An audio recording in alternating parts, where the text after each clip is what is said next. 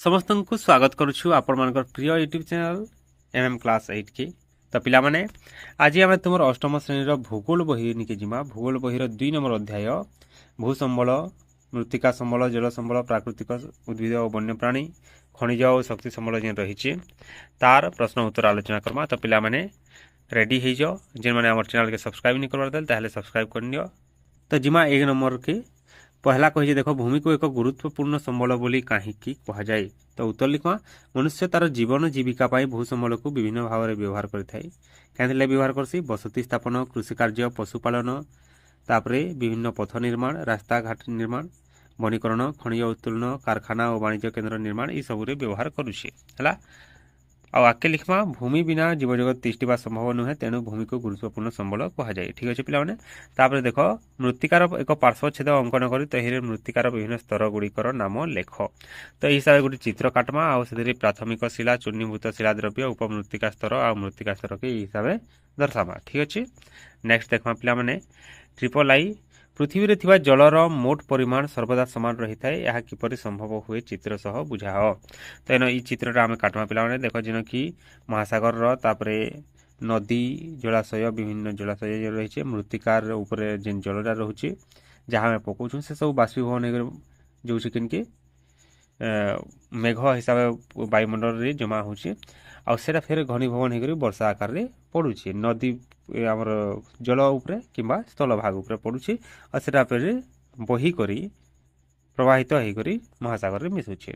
तो ये आम वर्णना कर लिखमा तले जल बाष्पीभवन प्रक्रिया समुद्र पृष्ठर जलीय बाष्प आकार में वायुमंडल में मिसे। यही जलीय बाष्प मेघरे परिणत हुए। मेघ अधिक घनीभूत हो वृष्टिपात रूपे भूपृष्ठर जलभाग और स्थल भाग उपर पड़े। यहाँ द्वारा पृथ्वीर जलर परिमाण सामान रहे। ठीक अच्छे पिलाने ये हिसाब से लिखमा। तो नेक्स्ट देखमा आईभी प्राकृतिक उद्भिद मनुष्यर की आवश्यकता पूरण कर व्यवहृत हुए लेख। यहाँ तो क्या बताई लबार कथा पिलाने उद्भिद बा गछ आमर क्या काम आसूचे से आम लिखमा। तो इन जिन प्रकार लिखाई से देखिए लिखब है। तापर जिमा भी नंबर निके वन्यप्राणी संरक्षण पर निया पदक्षेप गुड़िक आलोचना कर। तो देख वन्यजीव मान मराइया शिखाई चमड़ा, मांस, दांत, सिंह आदि सब संग्रह करवार लगी। तो पिला माने सेतिर विरोध में आम सेतिर विरोध में स्वर उत्तोलन करमा आउ जन सचेतनता सृष्टि करमा जहाँ द्वारा से जीवनटा बचा जा पारबा। और तार संगे देख आमर देश रे जातीय उद्यान, अभयारण्य, जैवमंडल संरक्षित स्थान भी रही सुरक्षा लगी 1972 मसीह वन्यप्राणी संरक्षण आईन भी आसीथिला है। तापर विभिन्न प्रकल्प रही बाघ, हाथी, गंडा, सिंह प्रकल्प ये सब रही। तो से हिसाब से आम लिखमा है। तापर भी आई देख तुम घर शक्ति संरक्षण पर ग्रहण योग्य 5 गोटी पदक्षेप लेख। तो शक्ति संरक्षण करवार आम काण करमा देख कौन सी जदि पाखर जगह जीवार अच्छे अल्प दूर के जीवार अच्छे ताहले आम मोटरसाइकिल व्यवहार नहीं करी, कार व्यवहार नहीं करी आम पाखे साइकिल जदि अच्छे साइकिल व्यवहार करमा कि चली चली जिमा। तापर देख जानवाहन जदि अच्छे आम पाखे तो आम से घर्षण ह्रासक द्रव्य नियमित व्यवहार करमा जेनता कि सेटा भल भाव चलवा। तापर जो कोठरी बाहर के गला जिते आवश्यकता नहीं से सब विद्युत स्विच के बंद करमा जेनता लाइट ऑफ करमा। तापर पंखा बंद करमा जदि आवश्यकता नहीं न बोले तो से द्वारा भी शक्ति संरक्षण हो पारबा। तापर घर जदि सोलार प्लेट बसाला पिला माने आम विद्युत संरक्षण कर पारमा। रोसई समय रोसई पात्र रे घोड़णी व्यवहार करवा जार द्वारा जल्दी आम रोसई कार्यटा हो पारबा और शक्तिटा बंची पारबा है। ठीक ठीक अच्छे पिला माने। तो 1 नंबर सरला 2 नंबर निके जिमा। 2 नंबर आई देखमा भू व्यवहार 4 गोटी प्राकृतिक नियामकर नाम लेख। तो यहाँ टी सर्टकट रे आसवा पिला माने 1 नंबर टी लंबा थिला। तो लिखमा आम भू व्यवहार 4 गोटी प्राकृतिक नियामकर नाम होउछि भू प्रकृति, मृत्तिका, जलवायु, खनिज एवं जलर सुलभता है। तापरे डबल आई काण कही देख पिला माने मृत्तिका जो प्राथमिक शिलार सृष्टि हुए से ही प्राथमिक शिला मृत्तिकार क्यों क्यों गुण को प्रभावित करे लेख। तो आम लिखमा प्राथमिक शिला मृत्तिकार रंग, विन्यास, रासायनिक गुण, अंतर्निहित खनिज और भेद्यता को प्रभावित कर। जल संरक्षण 4 गोटी पदक्षेप निर्णय कर। तो जल संरक्षण करवाले आम काण करमा पिला माने देख वृष्टि जल जेनटा वर्षा मासे आसुचे सेटा कि आम कूअरे संग्रह कर रखमा गोटे चुआ कुड़ी करी है से आम ग्रीष्म ऋतु में व्यवहार कर पारमा जदि आम पाखे सुविधा अच्छे बेले। तापर जो आम जलसेचन करूँ से बुंदा जलसेचन आउ सिंचाई जलसेचन पद्धति जेन रही सेटा सेटा अवलंबन करमा जहाँ द्वारा आम जल संरक्षण करें। तापर नदी बंध आनिकट बेरेज बंध ये सब तैयारी करी वर्षा ऋतुर जल के संरक्षण करें। जितकी जलर आवश्यकता अच्छी आम कार्य करवा समय से आम टैप रु पेन आनमा अधिका आनिक खर्चा करमा जदि बेले ताहले जलटा नष्ट हेबा तो से प्रकार नि करी आम टैप रु जितकी जल दरकार अच्छे से बाहर करमा है। तापरे आईभी देखमा पिला माने स्वल्प पृष्टि होइतबा शुष्क अंचल उद्भिद गुड़िकर विशेषत्व लेख जेन कम वर्षा है से उद्भिद माने केन प्रकार रहसी तो आम लिखमा स्वल्प अंचल वृक्ष गुड़िकर चेर जल पाइबा भूमिर अधिक गभीर को जाइए प्रवेश करिथाए। अधिक जलीय बाष्प त्यागर निजक रक्षा करने वृक्ष गुड़िकर पत्र पृष्ठ पत्रर उपरटा जेन रही पिला मैंने चिक्कण देखासी आ पत्र गुड़िक मोटा मोटा रहा आउ से कंटा रही है। आईवी नंबर वन्यप्राणी विलोपर 4 गोटी प्राकृतिक कारण लेख तो आम लिखमा पिला माने बन्या भूमिकंप वनाग्नि सामुद्रिक बात्या वनाग्नि बोले जंगल जेन निआ लगुचे से द्वारा बहुत वन्यप्राणी मरी जासन है। तापर देख अधिक प्राकृतिक गैस गच्छित थिबा 2टी अंचल नाम लेख आम लिखमा रूसिया आउ नॉर्वे ठीक अच्छे। तापर मफसल अंचल आदृत है बोली 2टी शक्ति उत्सर नाम लेख तो आम लिखमा पिला माने बायोगैस आउ सौर शक्ति। तापर आसला पिला माने 3 नंबर निम्नलिखित प्रश्न गुड़िक तले दिया जाइथिबा 4 गोटी संभाव्य उत्तर मध्यरु ठीक उत्तरटी बाछि लेख केउटी भू व्यवहार मानवीय नियामक नुहे मानवीय नियामक नुहे बोलछे पिला माने तो काना हबा खनिज हवा है। श्रम शक्ति प्रयोगात्मक कौशल जनसंख्या यहाँ सब मानव आधारित है मनुष्य आधारित है तो खनिजटा आमर उत्तर है।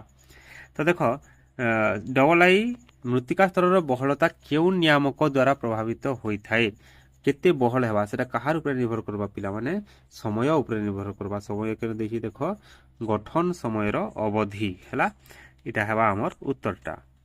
तापर देख पृथ्वी रे मधुर जलर शतकड़ा केते भाग मनुष्य पाई उपयुक्त इटा हवा आमर 1 भाग है उत्तरटा हवा केते 1 भाग। तापर देख फूल रे पराग संगम पाई किए मुख्य भाव रे दायी तो ये आसवा पिला माने महुमाछी फूल रू फूल के उड़सी बेसी करी तो महुमाछीटा आमर पराग संगम रे साहाय्य करसी। तापर देख क्यों खनिज पिंडरू एल्युमिनियम मिले इटा हवा पिला माने बक्साइट है। पुगा उपत्यका केउठारे अवस्थित तो यहाँ हवा लदाख उत्तरटा काना हवा पिला माने लदाख हवा। क्यों राज्य रे अभ्रखणी नाही झारखंड राजस्थान कर्णाटक देइछे तो कर्णाटक इथिरे आसवा पिला माने। तापर देखमा आमे 4 नंबर क स्तंभ रे थिबा विषय सहित ख स्तंभ रे थिबा संपृक्त विषय को जोड़ तो यहाँ प्रश्न रहला ई प्रकार रहिछे देखो आ तार उत्तरटा आमे ई प्रकार लिखमा पिला माने देखो क स्तंभ जेते रही आम भू अवक्षय निरोध यहाँ हवा नियंत्रित पशुचारण पथर बंधटा कहार साथ संपर्कित है पिला माने मृत्तिका क्षय निरोध सागे। तापर गणाड़िया भूमि रे आमे सोपान चाष करमा आ सामाजिक वनीकरणटा भूतल जल संचय साहाय्य करसी आ कृष्ण सुवर्ण पिला माने पेट्रोलियम के कहुसी तो यहाँ है आमर 4 नंबर उत्तरटा। तापर देखमा पिला माने 5 नंबर ये लंबा नंबरटा रही किंतु सर्टकट रे आमे लिखमा बहुत सरल भाव पिला माने लिख। पहला रही देख पार्वत्य भूमि आउ समतल भूमि भितर पार्थक्य दर्शाले आम एक प्रकार दर्शा पिला माने पहला पार्वत्य भूमि रे लिखमा समुद्र पतन ठारू बोले समुद्र जलस्तर ठारू उच्चा रे जेना थिसी सेटा हला हमर पार्वत्य भूमि हिसाब लिखमा आ समुद्र पतन रु अल्प उच्च कम उच्च रे जेना रही सेटा हला समतल भूमि। तापर तार उदाहरण देमा पिला माने हिमालय आल्पस रॉकी आंडीज पर्वतमाला ये तार उदाहरण है। तापर साइबेरिया उत्तर अमेरिकार केंद्रीय समतल भूमि आफ्रिकार नील नदी कंगो नदी अववाहिका यार उदाहरण है। तापर डबल आई जीवा पिला माने परिवाहित मृत्तिका और अवक्षिप्त मृत्तिका कही तो परिवाहित मृत्तिका काहे कहमा देख गोटे जगह जेन शिलार मृत्तिकाटा उत्पत्ति है से शिला जेन रही तार जदि से क्षय है से अलग जगह जाइए जमा है से मृत्तिका सृष्टि है बेले ताके आम कहमा परिवाहित मृत्तिका। शिला क्षय होगापर क्षयात शिला राशि प्राकृतिक शक्ति द्वारा परिवाहित होई अन्यत्र संचित होई एही मृत्तिका सृष्टि हुए। आ अवक्षिप्त मृत्तिका वाले पिला माने जेन शिलार मृत्तिका सृष्टि है सही स्थान रे शिलाटा जिन अच्छे सही स्थान रे जमा हो माटीटा सृष्टि हेसी। तापर तार उदाहरण रे आम पटुमाटी आउ कलामाटी लिखमा କିନ୍ତୁ 2 ନମ୍ବର ପଏଣ୍ଟଟା ଆମେ ଏଇ ପ୍ରକାର ଲେଖବା ଏହି ମୃତ୍ତିକା ଯେଉଁ ସ୍ଥାନରେ ଥାଏ ସେହି ସ୍ଥାନର ଭୂମି ସହ ତାର ସାମଞ୍ଜସ୍ୟ ନଥାଏ। କାହିଁକି ବେଲେ ଦେଖ ଏଇଟା ଅଲଗା ଜାଗାରୁ ଆସିକରି ଜମା ହେଇଛେ ତ ଯେନ୍ ଜାଗାରେ ଏଇ ମାଟିଟା ଜମା ହେଇଛେ ସେ ଉପର ମାଟି ଯେନ୍ଟା ହେଇଥିବା ମନେକର ପଟୁ ମାଟି ହେଲା ପଟୁ ମାଟିର ଯେନ୍ ଜାଗାରେ ଜମା ହେଇଛେ ତାର ଭିତରେ ଯେନ୍ ମାଟିଟା ଅଛି ଅନ୍ତର ସ୍ତରରେ ମାଟିଟା ଯେନ୍ଟା ଅଛି ତାର ସାଙ୍ଗେ ତାର ସମାନତାରେ ନି ରହେ। କିନ୍ତୁ ଯେନ୍ ଅବକ୍ଷିପ୍ତ ମୃତ୍ତିକା ରହିଛି ପିଲାମାନେ ସେ ଜାଗାରେ ଉପର ମାଟି ଆଉ ତାର ଭୂମି ଯେନ କି ଅଛି ଅନ୍ତଃ ଭୂମିଟା ଯେନ୍ଟା ରହିଛି ତାର ସାଙ୍ଗେ ସାମଞ୍ଜସ୍ୟ ବା ସମାନତାଟା କିଛି ପରିମାଣରେ ରହିବା ହେଲା। ତାପରେ ଆମେ ଯିମା ଚିରହରିତ ଅରଣ୍ୟ ଆଉ ପର୍ଣ୍ଣମୋଚୀ ଅରଣ୍ୟ ନିକେ ପାର୍ଥକ୍ୟ ଦର୍ଶାମା। ତ লিখমা চিরহরিত অরণ্য কাଣା লিখমা অতিবৃষ্টি অঞ্চলের চিরহরিত অরণ্য দেখাযাইছি আর পর্ণমোচী দেখাযাইছি পিলাମାନେ উভয় গোলার্ধ মানে দক্ষিণ আর উত্তর গোলার্ধর 5 ডিগ্রি রু 25 ডিগ্রি অক্ষাংশ ভিতরে ঋতুকালীন বৃষ্টিপাত অঞ্চଳରେ ହେଲା ଋତୁ ହିସାବରେ ଯେନ ବର୍ଷା ହେସି ଅର୍ଥାତ୍ ବର୍ଷା ମାସେ ବର୍ଷା ହେବା ବାକି ମାସେ ନି ହୁଏ ସେନ୍ତା ଅଞ୍ଚଳରେ ଆମର ଏଇ ପ୍ରକାର ଅରଣ୍ୟଟା ଦେଖାଯିବା ପର୍ଣ୍ଣମୋଚୀ ଅରଣ୍ୟ। ଏହାର ପତ୍ର ଗୁଡ଼ିକ ବେଲେ ଆମର ଯେନ୍ ଚିରହରିତ ରହିଛି ସେନ କାଣା ହେସି ଦେଖ ବର୍ଷ ସାରା ସବୁଜ ରହିସି ଗଛ ମାନେ ଥରେକେ ପତର ନି ଝଡ଼ନ୍ ଯାହାର ଦ୍ୱାରା ସେ ଅରଣ୍ୟଟା ସବୁଦିନ ଚିରହରିତ ମାନେ କାଣା ସବୁଦିନ ସେ ଶାଗୁଆ ଦେଖାଯିବ ହରିତ ବେଲେ ଶାଗୁଆ ପିଲାମାନେ ତ ଚିରହରିତ ବେଲେ ସବୁଦିନ ସବୁଜ ଦେଖାଯାସି। କିନ୍ତୁ ଯେନ୍ ପର୍ଣ୍ଣମୋଚୀଟା ରହିଛି ପିଲାମାନେ ସେନ କାଣା ହେସି ବୃକ୍ଷ ଗୁଡ଼ିକ ଅଲଗା ଅଲଗା ପ୍ରକାର ରହିଛନ୍ ଆଉ ସେମାନେ ଗୋଟେ ଋତୁରେ ନିର୍ଦ୍ଦିଷ୍ଟ ଗୋଟେ ଋତୁ ରହିଛି ଯେନକି ସେମାନେ ସବୁ ଗଛର ପତ୍ରଟା ଝଡ଼ିଯିବା ଯାହାର ଦ୍ୱାରା ସେଟା ସେ ସମୟରେ ସବୁଜ ଦେଖା ନିଜେ ହେଲା। ତ ଇନ লিখମା କିନ୍ ପ୍ରକାର ଗଇ ରହିସନ୍ ଚିରହରିତରେ ଆବୁଲସ୍ ମେହଗାନି ରବର ଇ ସବୁ ଗଇ ମାନେ ଦେଖାଯାସନ୍। କିନ୍ତୁ ଆମର ପର୍ଣ୍ଣମୋଚୀ ଯେନ୍ ରହିଲା ସେନ ଶାଳ ପିଆଶାଳ ଶିଶୁ ବାଉଁଶ ଇ ସବୁ ଗଛ ରହେସନ୍। ତାପରେ ଆଇଭି ଦେଖ ଜୈବମଣ୍ଡଳ ଆଉ ବାୟୁମଣ୍ଡଳ ଭିତରେ ପାର୍ଥକ୍ୟ ଦର୍ଶାମା। ତ লিখମା ଜୈବମଣ୍ଡଳରେ ଅଶ୍ମମଣ୍ଡଳ ବାୟୁମଣ୍ଡଳ ଓ ବାୟୁମଣ୍ଡଳର ମିଳନ ସ୍ଥଳରେ ଥିବା ସଂକୀର୍ଣ୍ଣ ଅଞ୍ଚଳକୁ ଜୈବମଣ୍ଡଳ କୁହାଯାଏ। ଏଇଟା ତାର ସଂଜ୍ଞା ଗଲା। ବାୟୁମଣ୍ଡଳ କାହିଁ କୁହାଯାଏସି ଯେନ୍ ଆମର ପୃଥିବୀରେ ଯେତିକି ଜଳଭାଗ ରହିଛି ସେ ସବୁକେ କୁହାଯାଏସି ବାୟୁମଣ୍ଡଳ ପିଲାମାନେ ତ ଏଇ ହିସାବରେ লিখବ। ତାପରେ ଦେଖ ଜୈବମଣ୍ଡଳରେ କେନ୍ ମାନେ ଆସୁଛନ୍ ଉଦ୍ଭିଦ ସಮೇତ ସମସ୍ତ ଜୀବଜନ୍ତୁ ଯେତିକି ବି ଜୀବଜନ୍ତୁ ରହିଛନ୍ ସେ ସବୁ ଜୈବମଣ୍ଡଳର ଅଂଶ ହନ୍। ତାପରେ ବାୟୁମଣ୍ଡଳ ବୋଲେ କେନ୍ତା ଆସବା ପିଲାମାନେ ନଦୀ ସମୁଦ୍ର ହ୍ରଦ ଯେନ ବି ପେନ୍ ରହିଛି ସେ ଜାଗାକେ ନେଇକରି ଆମର ଜଳମଣ୍ଡଳଟା ଗଠିତ ଏ। ତାପରେ ଦେଖ ଭି ନମ୍ବର ନିକେ ଯିମା ପିଲାମାନେ ଧାତବ ଖଣିଜରୁ ଅଧାତବ ଖଣିଜ ବେଲେ ଧାତବ ଖଣିଜ କାଣା ଦେଖ ଧାତୁ ଥିବା ଖଣିଜ ପିଣ୍ଡକୁ ଯେନ୍ ଖଣିଜ ପିଣ୍ଡରେ ମାଟିରୁ ଆମେ ବାହାର କଲା ଆଉ ସେଟା ଖଣିଜ ପିଣ୍ଡ କହମା ସେ ଖଣିଜ ପିଣ୍ଡରେ ଯଦି ଧାତୁ ରହିଛି ବେଲେ ତାହାକେ ଧାତବ ଖଣିଜ କହମା ଆଉ ଧାତୁ ଯଦି ନେଇ ନ ବେଲେ ତାହାକେ ଆମେ ଅଧାତବ ଖଣିଜ କହମା। ତ ଧାତବ ଖଣିଜର ଉଦାହରଣ ହେବା ପିଲାମାନେ ଲୌହ ପିଣ୍ଡ ବକ୍ସାଇଟ୍ ମାଙ୍ଗାନିଜ ତମ୍ବା ପଥର ଏସବୁ। ଆଉ ଅଧାତବ ଖଣିଜରେ ଆମେ লিখମା ଚୂନ ପଥର ଅଭ୍ରହ ଜିପ୍ସମ୍ କୋଇଲା ପେଟ୍ରୋଲିୟମ ଏଇଟା କୋଇଲା ପେଟ୍ରୋଲିୟମ ଏସବୁ ହେବେ ଆମର କାଣା ଅଧାତବ ଖଣିଜ ଠିକ୍ ଅଛି।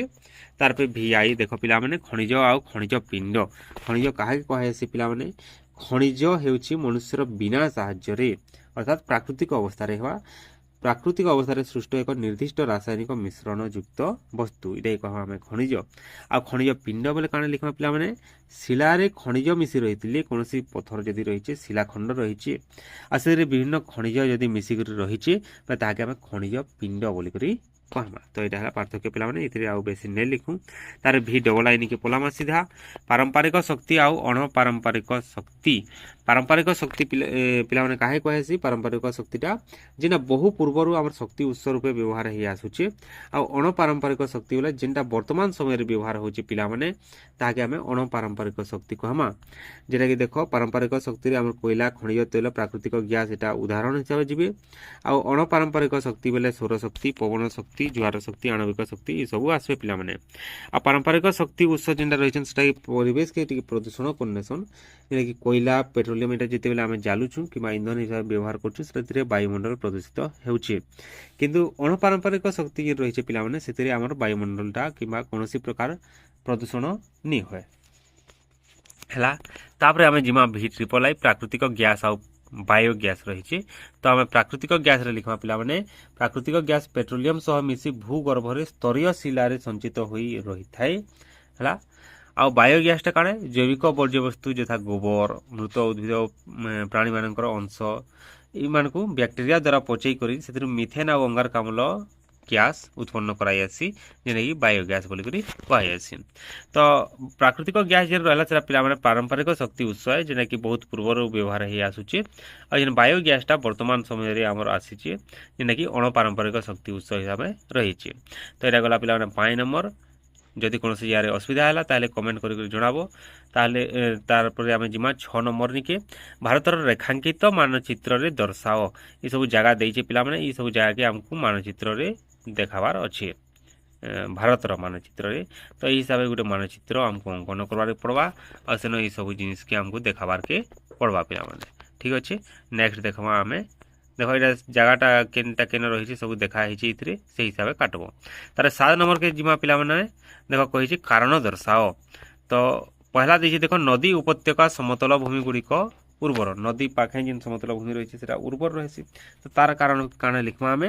ନଦୀ ଉପତ୍ୟକା ସମତଳ ଭୂମି ଗୁଡ଼ିକରେ ମୃତ୍ତିକାର ସ୍ତରଟା ବହଲ ଥିସି ଆଉ ତାର ଜଳଧାରଣ କ୍ଷମତା ବି ଅଧିକ ଏ।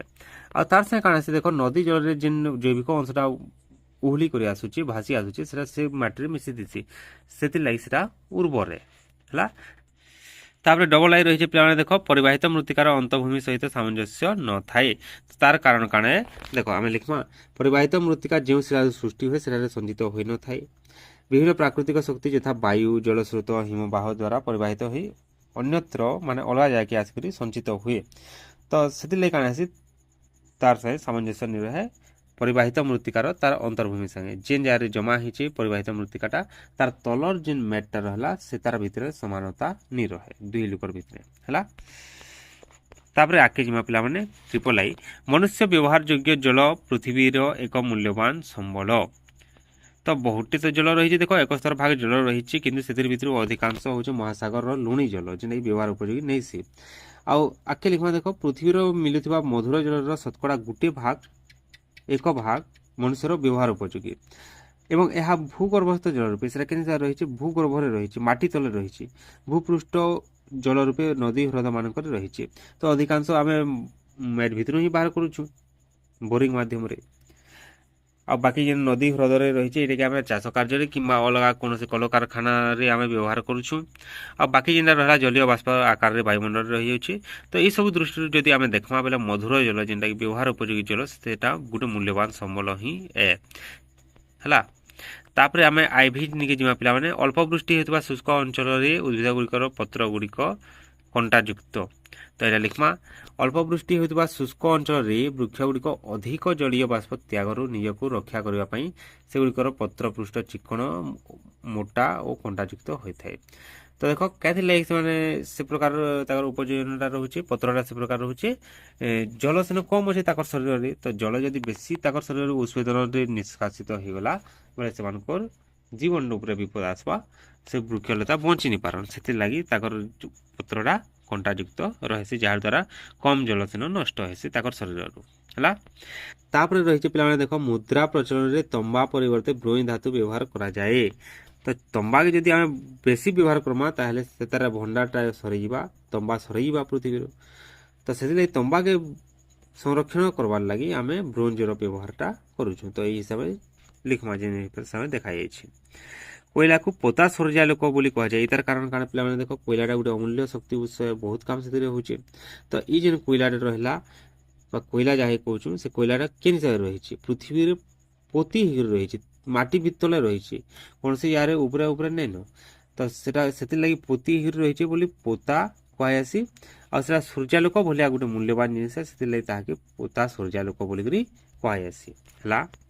ତାପରେ ଦେଖ ପିଲାମାନେ ମଫସଲ ଅଞ୍ଚଳରେ ବାୟୋଗ୍ୟାସ୍ ଜାଳେଣୀ ଅଧିକ ଲୋକପ୍ରିୟ। ତ ଏଇଟାର କାରଣ ହେଉଛି କାରଣ ପିଲାମାନେ ଦେଖ ଜୈବିକ ବର୍ଜ୍ୟବସ୍ତୁ ଯଥା ଗୋବର ମୃତ ଉଦ୍ଭିଦ ଓ ପ୍ରାଣୀମାନଙ୍କ ଅଂଶ ଗୁଡ଼ିକୁ ବ୍ୟାକ୍ଟେରିଆ ଦ୍ୱାରା ପଚାଇ ସଢ଼ାଇ ବାୟୋଗ୍ୟାସ୍ ଉତ୍ପାଦନ କରାଯାଏ ହେଲା। ଆଉ ମଫସଲ ଅଞ୍ଚଳରେ ବାୟୋଗ୍ୟାସ୍ ଜାଳେଣୀ ପାଇଁ କୌଣସି ମୂଲ୍ୟ ଦେବାକୁ ପଡ଼େ ନାହିଁ। ତ ଏଇସବୁ ଦୃଷ୍ଟିରୁ ବାୟୋଗ୍ୟାସ୍ ଜାଳେଣୀଟା ଅଧିକ ଲୋକପ୍ରିୟ କେନ ଆମର ମଫସଲ ଅଞ୍ଚଳରେ ଏଇଟା ଅଧିକ ଲିଖବ।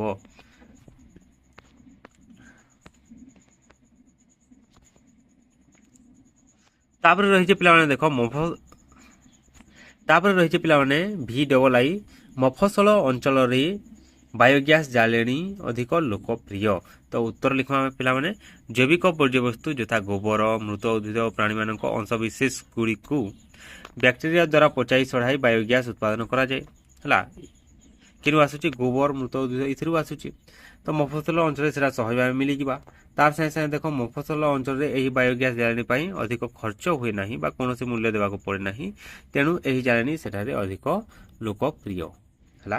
ତ ଏତିକି ରହିଛି ପିଲାମାନେ ଆମର ପ୍ରଶ୍ନଗୁଡ଼ିକର ଉତ୍ତର। ଭିଡ଼ିଓଟା ଯଦି ଭଲ ଲାଗଲା ତାହେଲେ ନିଶ୍ଚିତ ଭାବେ ଗୋଟେ କମେଣ୍ଟ କରିକି ଜଣ, ଯାହାଦ୍ୱାରା ଆମକୁ ଆନନ୍ଦ ଲାଗ୍ବା ଆଉ ଆମେ ତୁମର ଲାଗି ଅଧିକା ଭିଡ଼ିଓ ବନାବା ଲାଗି ଚେଷ୍ଟା କରମୁ। ଠିକ୍ ଅଛି ପିଲାମାନେ, ନିଜର ସାଙ୍ଗମାନଙ୍କର ସାଙ୍ଗେ ବି ଭିଡ଼ିଓକେ ସେୟାର କର। ଠିକ୍ ଅଛି, ଧନ୍ୟବାଦ।